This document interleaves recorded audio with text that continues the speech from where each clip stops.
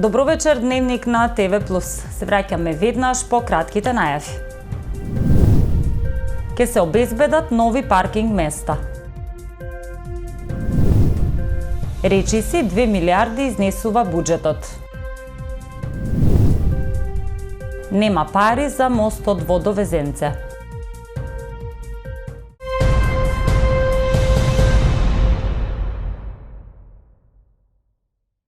Наредната година во Куманово ќе се обезбедат нови паркинг места, информираат надлежните од јавното претпријатие Куманово паркинг.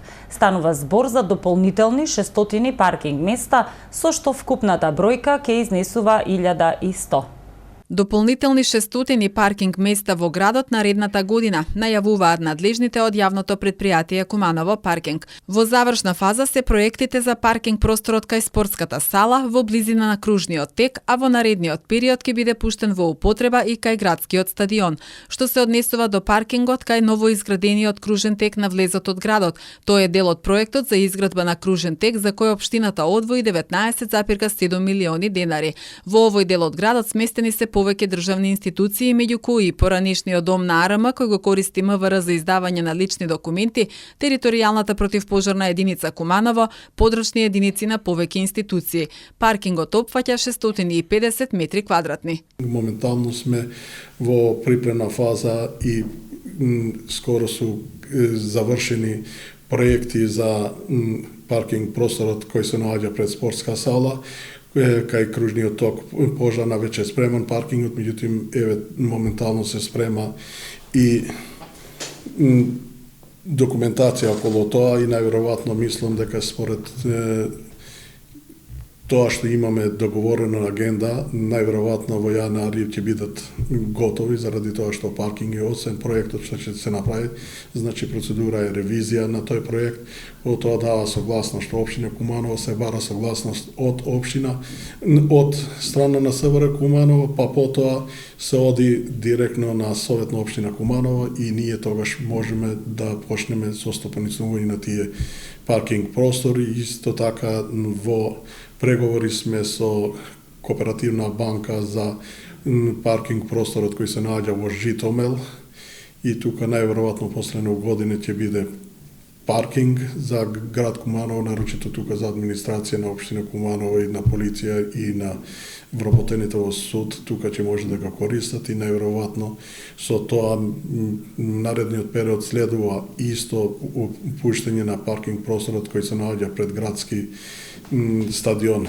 во Куманово, што значи дека ние продолжуваме со проширување на паркинг простори во општина Куманово и најверојатно тоа ќе го фати зона Б, со што мислам дека и цените ќе бидат малку поевтини, уште ги немаме тие формирани, меѓутоа според нашите анализи што ќе покажуваат и ќе бидат донесен ценовник од страна на општина Совет на општина Куманово и ќе бидат информирани граѓани на време. Директорот Шабани подсетува дека општина Куманово годинава одвои средства за градење на времена катна гаража во центарот на Куманово. Во моментов Куманово паркинг располага со 500 паркинг места.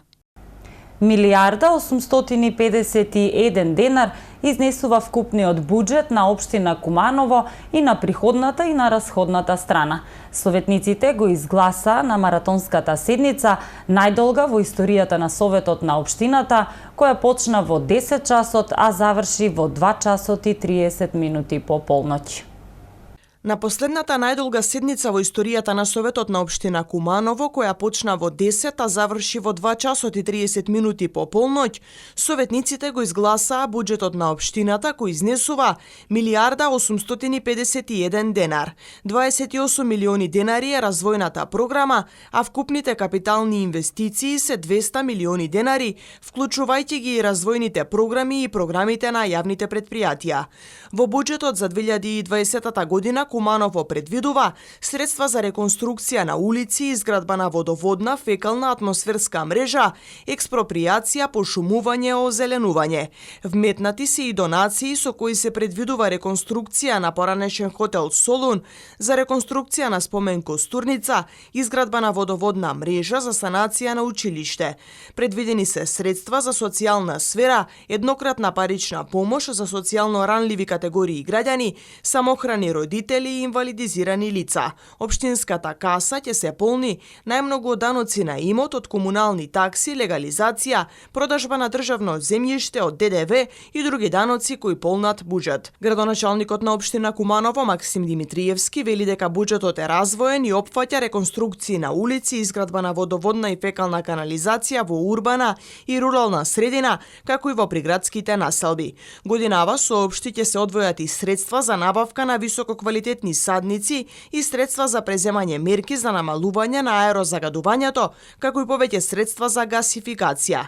Координаторот на опозицијата во Советот, предводена од ВМРО ДПМН Драган Петковски, пак вели дека буџетот е далеку од развоен, што во текот на годината ќе го почувствуваат граѓаните. Зголемување, како што вели, има само во плати и придонеси нивните амандмани за проекти од комунална област и намалувањето на аерозагадувањето не поминаа. Буџетот на Куманово ќе биде доставен до Министерството за финансии, пошто се очекува негова реализација да почне во 2020 година. Јавното предпријатие Чистота и зеленило доби 3 метларки со кои ќе се одржува хигиената на градските плоштади и булевари. 3 метларки, една голема и 2 мали, јавното предпријатие ги добило од Центарот за развој на Североисточниот плански регион. Во наредниот период, предпријатието ќе се обиде да набави дополнителен број на метларки или со сопствени средства или со средства обезбедени од донација.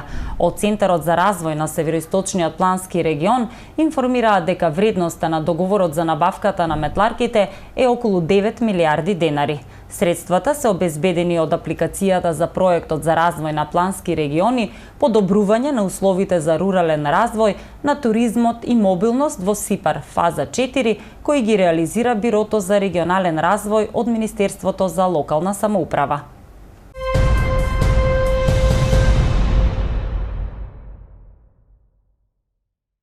Околу 120.000 евра ќе бидат потрошени за набавка на 6 возила за потребите на општината, односно за мобилните општински служби кои што одат на терен. Секторот за инспекцијски надзор, за урбанизам, правни работи и едно возило ќе го користи територијалната противпожарна единица од Куманово. Повеќе за набавката на возилата од изјавата на градоначалникот Максим Димитриевски. Се работи за теренски возила, претежно со погон 4x4 и 2 патнички возила кои што исто така ќе се користат за службите. Вкупната вредност на договорот е мислам околу 120.000 евра, со што мислам дека договорот е на 6 години и тука се вклучени сите рати, месечни ануитети, камати и така натаму. Со овие возила кои што во моментов се користат во рамки на општината, некои од нив се постари од 15-20 години и затоа дојдовме до калкулација дека е подобро, бидејќи даваме огромни средства за одржување на постоечките возила, истите да се распродадат или доделат на други организации, а општината да влезе во постапка за набавка на нови по пат на лизинг, што значи возилата остануваат во собственост на општината, не се работи за оперативен лизинг, туку за класичен лизинг, каде што ќе бидат платени возилата на рати. Мислам дека ова е еден добар потез со тоа што ќе се унапредат особено службите кои што имаат потреба од мобилност, и тоа инспекцијските служби, службата за урбанизам, за да можат да ги посетуваат објектите и да ја вршат контрола, значи да имаме тимови за интервенција. Вчера околу 11 часот и 30 минути на крстосницата од улицата Илинденска и крак од улицата Илинденска во Куманово, патничко возило Kia со кумановски регистарски ознаки, управувано од 32 годишен кумановец, удрило во пешакот 75 годишен сограѓанин, информираат од МВР. Во незгодата пешакот се здобил со тешки телесни повреди и бил пренесен во болницата во Куманово за укажување на лекарска помош. Увид на местото на настанот извршила екипа од СВР Куманово.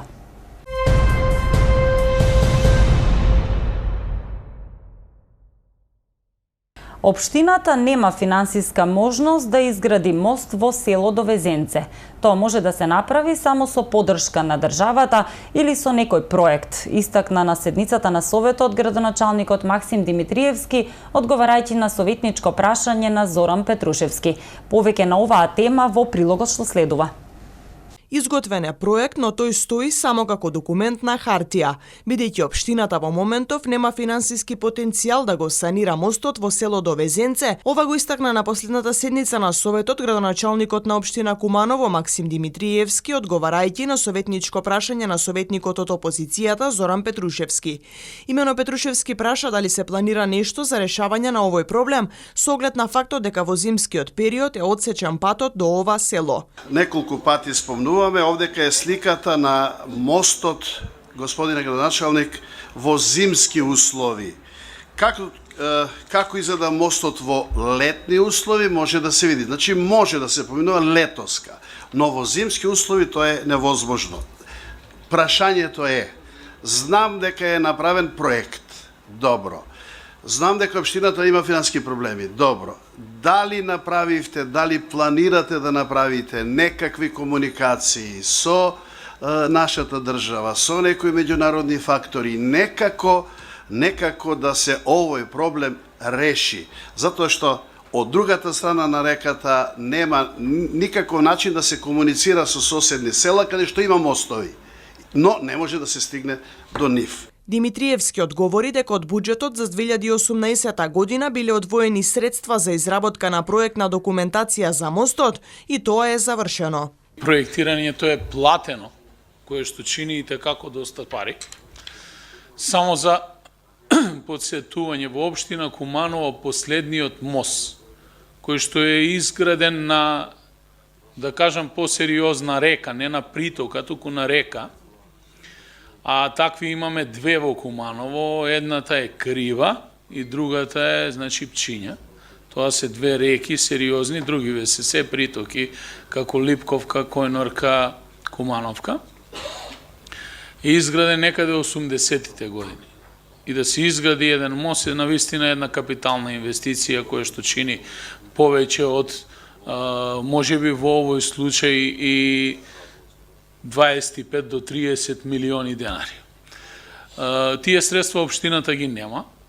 Ние чекаме повик и разговараме на оваа тема и со потенцијални донатори. Но видете, кога имате една општина со огромни комунални проблеми, нерешени речни корита, значи ни едно речно корито на сите овие притоки во Куманово не е решено во целост.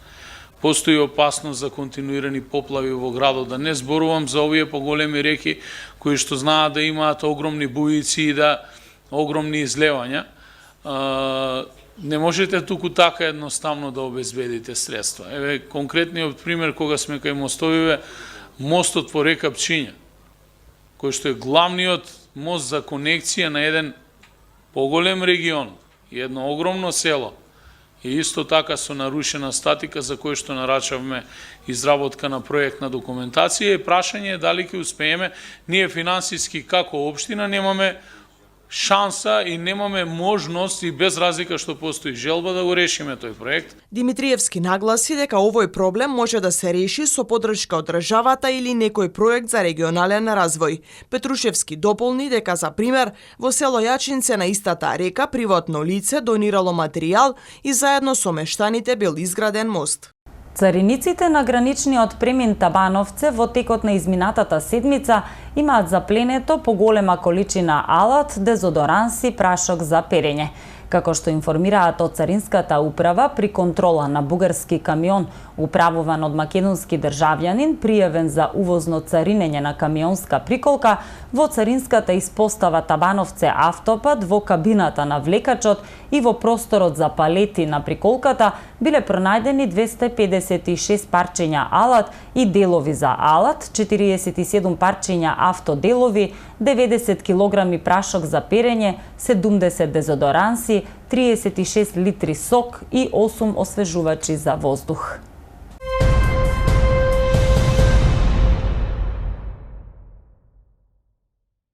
Бројни добивки нуди грепката Аладинова ламба на Државна лотарија на Македонија. Аладинова лампа е насловот на инстант лозот на Државната лотарија на Македонија кој нуди бројни добивки. Гребката има 2 интересни игри и до 6 шанси за добивка. Игрите се независни една од друга и играчот може да има добивки во секоја поединечна игра. Во првата игра добитни се символите Аладин и дух, па така доколку по отстранување на заштитниот слој откриете символ на Аладин и остварувате добивката која е наведена во полето добивка од истата игра. Доколку пак по отстранување на заштитниот слој откриете символ дух, добивката е тројно поголема од сумата која е впишана во полето добивка од истата игра. Сите други символи се недобитни. Во втората бонус игра 3 исти броеви 1001 ви носат добивка од 5000 денари. Во оваа игра може да се освои само една добивка, но затоа пак на овој лоз може да се освојат и до 6 добивки. Лозот Аладинова ламба со своите интересни игри ве води во потрага по добивки до 700.000 денари. Освен 7 најголеми добивки од 700.000 денари, лозот нуди и 10 добивки од по 100.000 денари, 10 добивки од под 50.000 денари, 25 добивки од по 20.000 денари и 50 добивки од по 10.000 денари, кои во случај на добивка се исплаќаат на благајната Државна лотарија на Македонија, како и бројни други парични добивки од 70 до 5.000 денари кои се исплаќаат на средните места ширум Македонија. Возбудливата потрага по добивки преку игрите на лозот Аладинова ламба може да донесе нови среќни приказни. Жикица Божиновски и Бобан Стефановски се најдобрите планинари на Сдруженијето на планинари Козјак 2013 од Куманово. На собранието кое го одржа Сдруженијето беше направена ретроспектива на сите активности во 2019 година, а беа предложени и плановите за следната 2020 година. За најстакнати планинари беа прогласени Жикица Божиновски и Бобан Стефановски, кој исто така е добитник на признание и од Општинскиот сојуз на спортови на Куманово и од Федерацијата на планинарски спортови на Македонија за високогорство.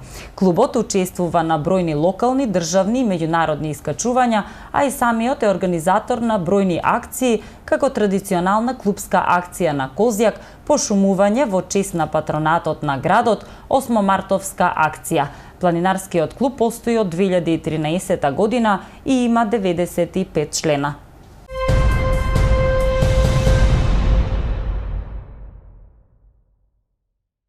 И во продолжение вестите од Македонија. Криминалитетот е намален, довербата на граѓаните во полицијата значително расте, рече министерот Оливер Спасовски на традиционалниот новогодишен брифинг со новинарите, кој денеска го организираше Министерството за внатрешни работи. Реформските процеси за јакнање на капацитетите на институцијата и интегритетот на полициските службеници, кои беа обележени 2018 и 2019 година, резултираа со постигнување на позитивни резултати и успешно справување со сите предизвици од доменот на безбедноста и справувањето со криминалот. Безбедносната состојба беше стабилна, а координацијата и соработката на службите на сите нивоа, како и добрата превенција, меѓуинституционална и меѓународна соработка овозможија намалување на делата од класичен криминал, намалување на тешките кражби и разбојништвата, особено значени резултати во борбата против недозволената трговија со дрога, зголемен број на откриени криумчарени мигранти, намален број на сообраќајни незгоди со потешки последици и намален број на жртви. На средбата со новинарите беше промовиран и вториот број од списанието Безбедност, а беше потпишан и протоколот меѓу Сдруженијето на новинарите на Македонија и Министерството за внатрешни работи за меѓусебните односи меѓу полициските службеници и медиумските работници. Председателот на државата Стево Пендаровски денеска го прими председателот на собранието Талат Џафери на средба на која двајцата функционери разменија мислења за тековните состојби во државата и очекувањата за следната година. Како што информираат од кабинетот на председателот Пендаровски, тој и Џафери разговарале за предстојните активности за формирање и функционирање на преодната влада, за спроведувањето на предвремените парламентарни избори, како и за обврските на двете институции во тој процес. Соговорниците се согласиле дека во година кога земјата очекува за окружување на полноправното членство во НАТО и одредување датум за почеток на пристапни преговори со Европската Унија, потврда за демократскиот капацитет на земјата треба да биде спроведувањето на предвремените парламентарни избори во април 2020 година. Премиерот Зоран Заев ја честита новата година на сите граѓани во објава со фотографија од неговото семејство. Празниците носат посебни чувства на радост, топлина и убавина во секој дом. Да ги искористиме за да се видиме со најблиските, да си раскажеме и заеднички да се подготвиме за новите предизвици, напиша Заев на Facebook. Порачува новата година секој да ја дочека со љубов и ентузијазам. Имајте убави последни денови од 2019 година и дочекајте ја новата 2020 година со љубов и ентузијазам, напиша премиерот Заев. Министерството за труд и социјална политика соопштува дека согласно со Законот за празниците, 6 јануари 2020 година, понеделник, Бадник, ден пред Божиќ, е неработен ден за граѓаните од православна вероисповед во Република Северна Македонија. Истовремено, Министерството за труд и социјална политика им го честита Бадник на граѓаните од православната вероисповед.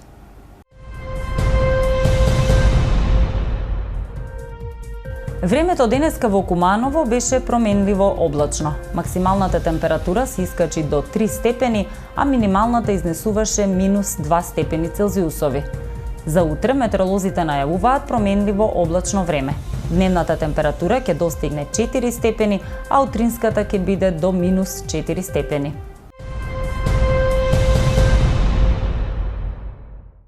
Со оваа информација го завршуваме денешното издание на Дневникот. Ви благодарам за вниманието и ви посакувам пријатна вечер.